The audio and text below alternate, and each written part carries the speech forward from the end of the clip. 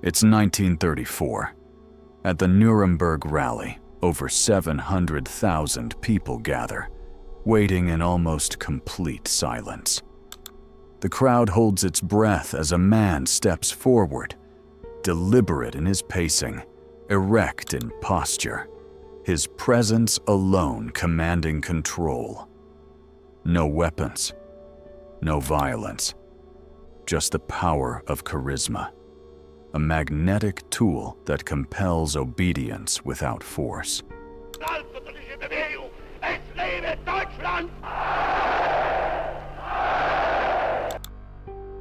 Imagine yourself there, surrounded by hundreds of thousands, caught in a silence so intense it becomes its own kind of power.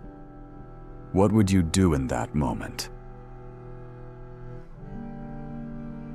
Hitler's rise to power wasn't won through military battles, but through psychological persuasion.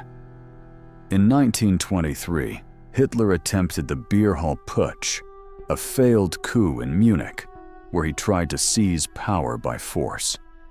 The attempt collapsed, landing him in prison, where he wrote Mein Kampf. But more importantly, he began to understand something. Ideas move deeper when delivered with belief, and belief spreads when dressed in certainty. By 1932, during Germany's presidential election, Hitler lost the vote. But while he didn't win the presidency, his speeches attracted massive crowds hungry for change. Then, in 1933, a pivotal event: the Reichstag fire. The Reichstag was Germany's parliament building. One night, it burned down under suspicious circumstances. The fire caused widespread panic, and Hitler used this fear to declare a national emergency. He convinced the public that the opposite parties were plotting against Germany, positioning himself as the only man who could save the nation. This event let him push through laws that stripped away civil liberties and concentrated power in his hands. Legally, Hitler did not seize power by force. He persuaded millions to willingly hand it over. Think about the power of such persuasion. A whole nation trading freedom for fear, silence, and obedience. Why did Hitler's speeches have such a hypnotic effect? Social psychologist Robert Cialdini's research identifies 6 key principles of influence, psychological rules that explain how people can be persuaded. Here's how each worked in Hitler's rise. First, reciprocity. This means people feel a need to return favors or kindness. Hitler promised work and bread during the Great Depression, jobs and dignity if people supported him. This created a psychological debt, loyalty in exchange for hope. Second, scarcity. Humans value what seems rare or limited. After Germany's defeat in World War I, the Treaty of Versailles left the country humiliated and struggling. Hitler's speeches exploited this sense of urgency, warning that time is running out to save Germany's future. The threat of loss made people act quickly. Third, authority. People are more likely to follow those who appear powerful or legitimate. Hitler used military uniforms, eagle emblems, and towering podiums to symbolize strength. His stagecraft made him look like a figure who must be obeyed. Fourth, commitment and consistency. Once someone publicly commits to something, they feel pressure to stay consistent. Hitler's slogan, "One Reich, one people, one leader," was repeated constantly. Mass rallies included chants and the Nazi salute, Heil, public commitments that became hard to abandon. Fifth, liking. People are influenced by those they like or relate to. Hitler presented himself as a soldier, an ordinary man, not a distant aristocrat, which made many feel connected to him.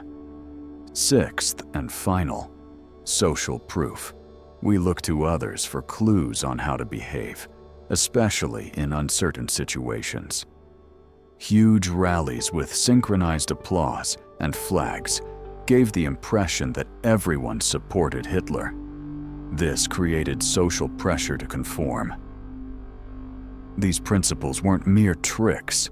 They tapped into fundamental human psychology, turning charisma into a powerful tool of control. As Hitler's voice echoed through stadiums and squares, something remarkable happened. The individual began to vanish.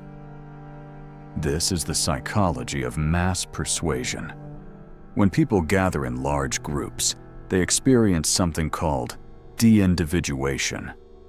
This means the sense of being a separate, thinking person fades away. Instead, people feel part of a larger whole, anonymous, protected by the crowd. Imagine standing in a sea of people all shouting the same words, moving as one. Your personal doubts and questions quiet down, overwhelmed by the group's force. Alongside this is emotional contagion. Emotions spread like wildfire. Fear, excitement, anger ripple through the crowd, carried by the energy of those around you. Suddenly, you feel what everyone else feels, as if your emotions are wired together.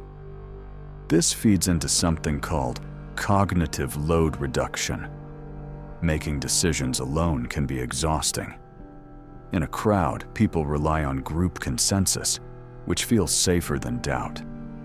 The complexity of individual thought gives way to simple, shared certainty. A chilling example is the 1935 Nuremberg Laws. These were racist laws passed in Nazi Germany, stripping Jews of citizenship and rights. When announced, the crowd didn't just cheer for legal reform. They cheered for belonging to a powerful, united group. French social psychologist Gustave Le Bon famously said, "Crowds do not reason. They obey." This obedience isn't blind stupidity. It's a psychological surrender to the safety and identity the group offers. Think about it.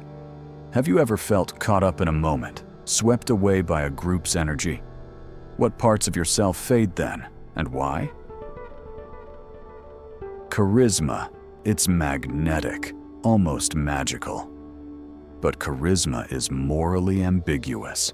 It's often confused with truth, when really it's a powerful tool that can be used for good or for manipulation. Hitler's speeches were carefully crafted, using what modern speaking coaches call emotional rhythm and repetition. He repeated slogans like Ein Volk, Ein Reich, Ein Führer, one people, one empire, one leader, so often that the words became a kind of hypnotic beat, sinking into the crowd's mind. This works because of psychological effects like the halo effect, when someone's confidence and presence lead us to automatically trust and like them, even without proof.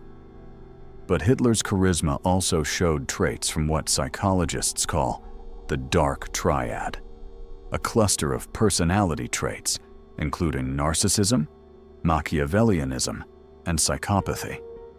These traits weaponize charisma, turning charm into control.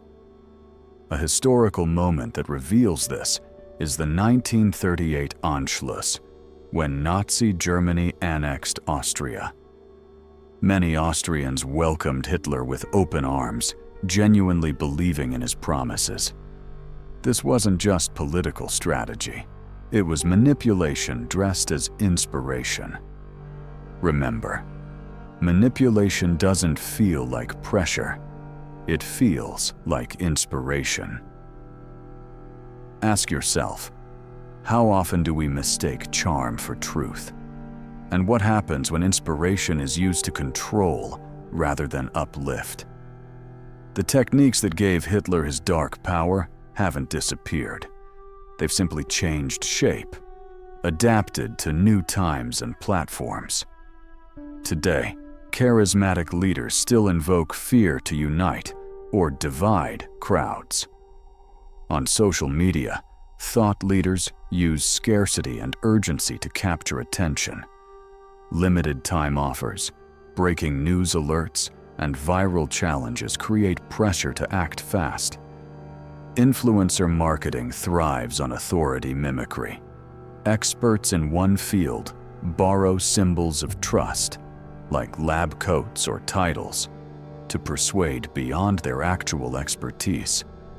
You don't need a grand stage or millions in a stadium to control minds anymore.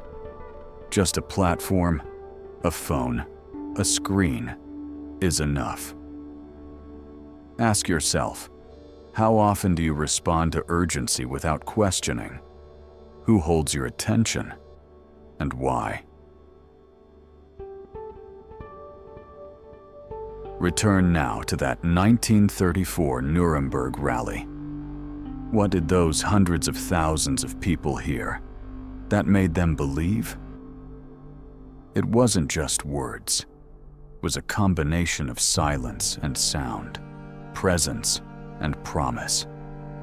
They heard what they wanted: hope, strength, belonging. But they also gave away something precious: the power to question. Here's the truth. Awareness is resistance. Once you understand the tactics of influence, the psychology behind persuasion, you can see through manipulation. You can pause, reflect, and choose differently. Because the most dangerous voices are the ones we mistake for our own.